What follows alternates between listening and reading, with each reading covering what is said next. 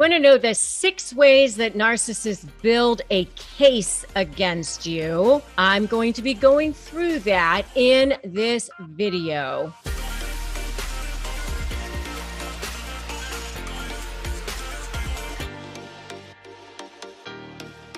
Hey there, I'm Rebecca Zung, and I am an attorney. I'm also a narcissist negotiation expert. And on this channel and in these videos, I teach you how to go from lives of drama, trauma, and chaos to step into lives of freedom, possibility, and purpose. I've helped millions of people on this channel do the same thing. And if you want to be able to do the same thing, subscribe to this channel and hit that notification bell.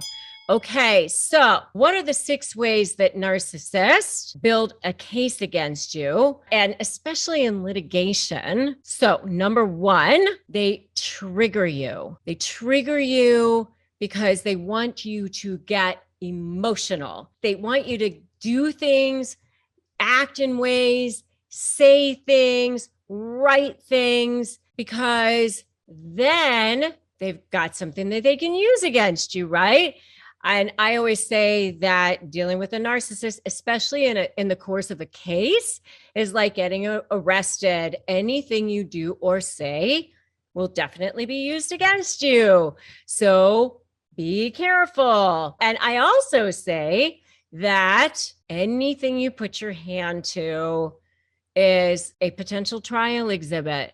So I would always tell my clients back when I was practicing, I would say, whenever you're getting ready to push send or post or whatever it is that you're about to do, just imagine the judge is like, put their little head like over your shoulder and going, would you want that judge to see what you're about to write? Because you may see it again at a very inopportune time during cross-examination or a deposition or something like that. You just don't want to have to be seeing it again at an inopportune time. And let me tell you, I've had those situations happen to me as a lawyer. I had a client who was just so mad that he had to write a support check. Okay. And so he, without my knowledge, obviously, decided to sign a support check with his left hand. He was right-handed. He signed it with his left hand. He signed it in crayon. He signed it just his first name, just to be funny. He thought he was like being Mr. Funny, and sent it over to the wife. Well, of course, that becomes like the centerpiece of one of her cross-examination questions. Oh, did you send this over to the wife? Is this your signature? And of course, he ends up looking like a jackass in front of the judge. And what could I do? Nothing. I mean, because he did send it. Doesn't make him look very good, right? And judges under those robes are people too. So they end up drawing conclusions about people, right? So these are things that they do. Narcissists try to trigger you. Don't take that bait. Don't allow them to do that. So number 1 is trigger you. Number 2 is they condition you from the beginning. They make you think that they're invincible. They love bomb you. Sometimes it's called the idealization phase. Whether it's a business relationship or a personal relationship, it always starts out the same way, where they try to make themselves appear to be perfect for you. Like, where has this person been all my life? How wonderful are they? And so they condition you from the beginning, and then it starts to go downhill from there. All of a sudden, they start devaluing you. They start gaslighting you. They start making you think that you're crazy. And then they make your thinking is wrong. So that makes your brain start wondering what's going on through the gaslighting, through all of that sort of crazy making, through the projection, the deflection, the lying, the denying.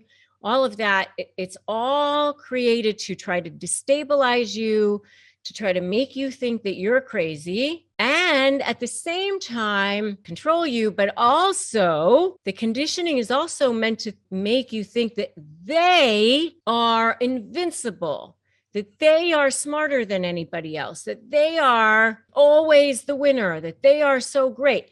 And so I can't tell you how many times that I have dealt with clients that think, oh my God, they are so smart. They are so, nobody could ever beat them. And you don't realize how much of your thinking is actually just their conditioning of you. They're actually not all that invincible, but that's what you think. That's part of how they start building a case against you from the beginning. So that's number 2. Number 3 is they start planting seeds also from the beginning. They start planting seeds with their flying monkeys, with their smear campaigns. They start making you think that everybody else thinks that this is the way things are going. Everybody else thinks that they're wonderful, that you're crazy, that everybody else is lined up with them. In some cases, they have started planting seeds early on, long ago. You do have to start to think about how you're going to shut down that narcissist smear campaign. And, you can, to some extent, think about defamation actions and all that sort of thing. But there are other ways to shut down a narcissist smear campaign as well. And I do have a whole video on how to shut down a narcissist smear campaign. And you can definitely check out my video on that topic and just shut them down.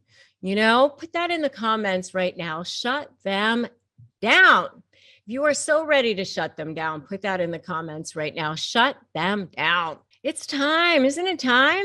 Don't you think it's time?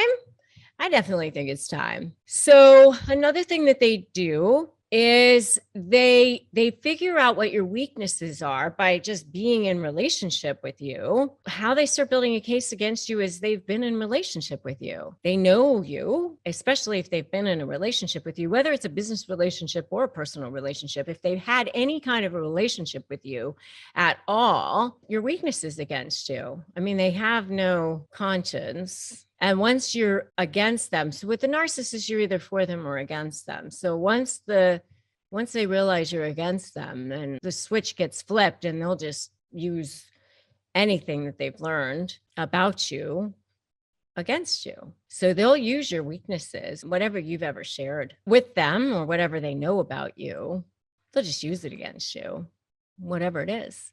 So they'll use your weaknesses against you. Number 5 is they keep track of things. They collect data. They keep track of information, photographs, whether it's emails or texts or whatever. They will keep track of information if they need to. They might keep recordings, videos, whatever they need to. They're very paranoid people. So they will keep track of information. So that's one way they will build a case against you as well. And number 6, they will manipulate evidence and they will lie. They have no problem with that. They're liars. And so they will manipulate evidence and they will lie. So that's number 6. However, one of the things I want you to know as far as what you can do about it is that their lies become the best leverage. And that's what I teach you about how to do in the SLAY program. That's part of my SLAY methodology. I mean, they just never, ever, ever believe that anyone's ever going to figure this out. They think they're invincible, but they are not. So you can build a strategy. Start off by getting my free Crush My Negotiation prep worksheet at winmynegotiation.com. For sure, do that. Do yourself a favor. It's totally free. It's a free ebook. Get it. People have won their entire negotiations on that. So just go ahead and do yourself a favor and get that. Subscribe to this channel. Hit that notification bell. I upload brand new videos every single day. So go ahead, subscribe, Join my free private Facebook group, Narcissist Negotiators with Rebecca Zung. And like this video, give it a like, give it a share, drop me that comment. Tell me you're going to shut them down, because today is a great day to start negotiating your best life. You do not have to be prey to narcissists or anybody. You can free your mind, you can free yourself. And today is the day that you decide namaste and walk away. And I will definitely see you in the next video.